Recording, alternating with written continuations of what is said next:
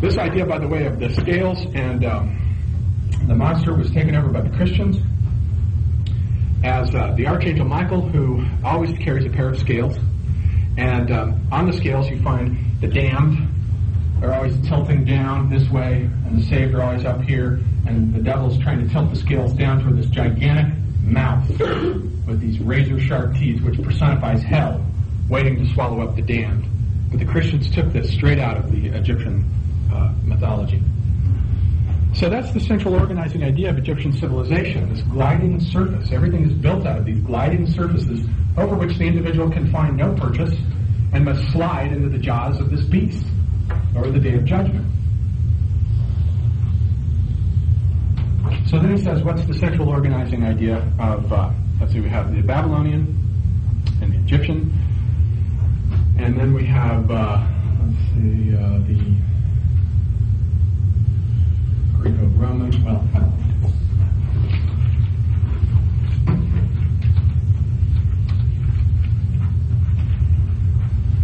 Let's first finish with the Hindus and the Chinese briefly. He doesn't say much about these peripheral civilizations that I'm talking about, just sort of comments that he drops. The Hindu is this idea of the world as dream. If you look on the statues of all of Indian art, the eyes are always closed of whoever's represented, whatever god, whatever yogi, the eyes are closed. For the Hindus, the world is a dream, and they're gone down inward to find the source of that dream. And the entire world is Maya. It's an illusion in that sense. The outer world is. And they've sort of gone down inward to find that. And Spengler doesn't say much about the Hindu culture other than that morphology that we talked about. And for the Chinese, it is this idea of the Tao, which, in contrast to the Egyptian, which is just straight, it wanders. The Tao is this thing that's just the wandering path of nature, and the individual will be carried along this path if he or she is in touch with the Tao. There's a story about a Chinese emperor who tried to stop a flood by building dams, and that only made the flood worse. So the next emperor had success because he was in touch with the Tao by building canals to channel the water. So he was in touch with the Tao. So the Chinese idea is not resisting nature, but going with it, finding the Tao, which way it's going to fall, and go the way that nature is going to go, and you'll just be carried right along by it. So that's the sort of primary idea of the Chinese culture and the Indian culture. Now he recognizes the Mexican-American civilization, but he doesn't give a symbol for it because there again, not much was known at that time about that civilization. He just recognizes it and gives a little footnote about it going through this morphology. So that gives us those, let's see, 1, 2, 3, 4, 5, 6, and then the Russian civilization, he says, is the only civilization that is yet unborn out of this group. The Russian civilization, the primary organizing symbol, you can already see it emerging, is this horizontal plane. A vast, horizontal, endless plane.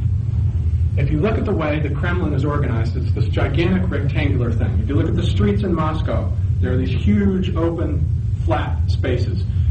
If you look at the Russian Orthodox churches, the spires are these so-called onion-shaped spires, in contrast to our Gothic spires, which just go straight up.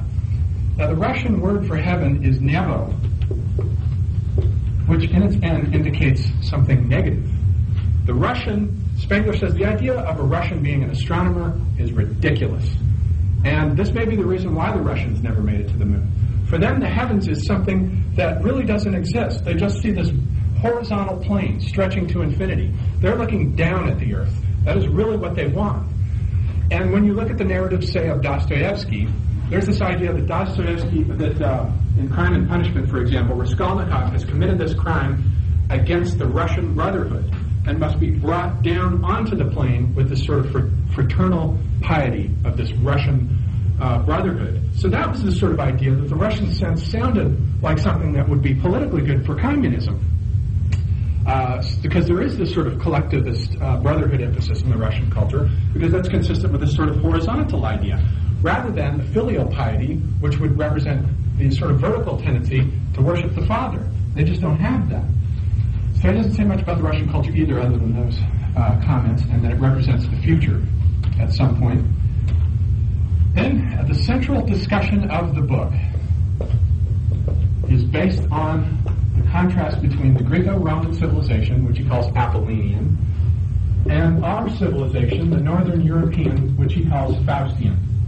And he says the reason why we're so fascinated with the Greco-Roman civilization is because we are the two most opposite cultures. The biggest tension exists between these two cultures.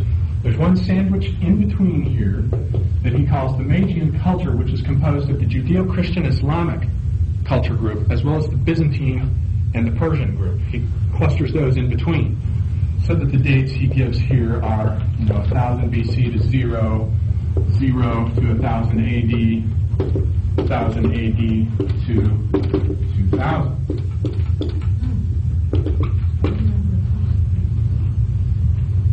Now, this 1,000-year thing doesn't work very well when you look at the cultures of the Far East, India and China, because their creative period, if you want to be fair about it, really extends from 1500 BC to 1500 AD. They've got about a 3,000-year creative arc before they're wiped out. In the case of India, the Muslims come in, but they're already decaying anyway. Well, we won't get into that.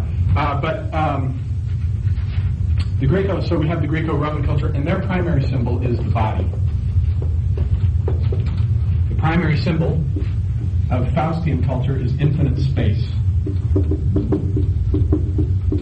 And then the primary symbol for the Magians is the world as cavern.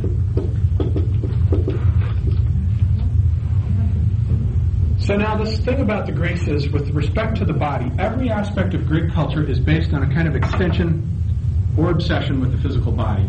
The Greeks were absolutely terrified of anything that suggested an infinity, infinite horizons, or anything far or distant. They really liked staying close to the body. There's this kind of emphasis on the opposition between form and matter. According to Aristotle, the soul is the form of the body. Sounds like a somewhat strange statement to us. And the polis, the city-state, which is the primary political organization of the Greco-Roman culture.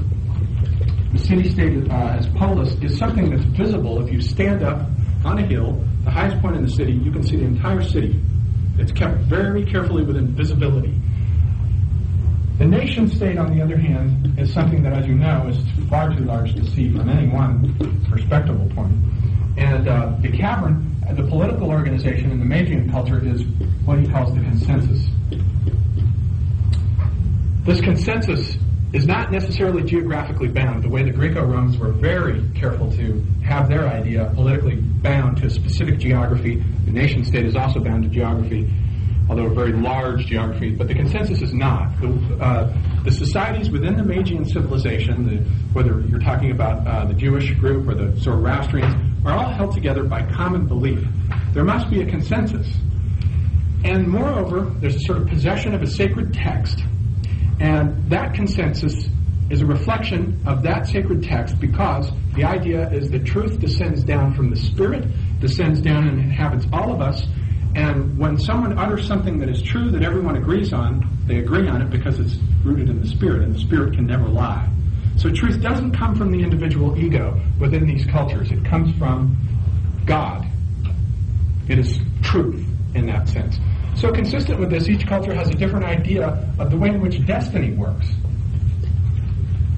In the Greek system, destiny is called moira, and true to the physical, bodily nature of the Greco-Roman culture, moira actually has reference to a spatial boundary, such that when one god oversteps one boundary, moira is something that the god is subject to.